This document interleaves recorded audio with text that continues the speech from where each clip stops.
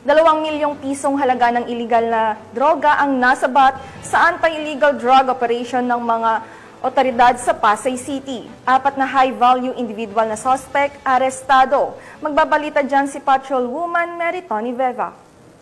Matagal na aresto ng Southern Police District ang 4 na individual na kinilalang mga high-value individuals sa isang malakihang anti-narcotics operation kung saan nasamsam ang tinatayang 300 gramo ng hinihinalang shabu na may halagang humigit kumulang 2 milyong piso. Isinagawa ang buy-bust operation mag-aalas 5 ng hapon nitong Lunes sa Barangay 156, Pasay City. Pinangunahan ng District Drug Enforcement Unit SPD sa pamumuno ni Police Major Cecilio G. Thomas Jr. ang operasyon, katuwang ng District Intelligence Division at mga tauhan ng Substation 6 ng Pasay City. Ang mga na-recover na ebidensya ay agad na dinala sa Southern Police District Forensic Unit para sa kaukulang pagsusuri.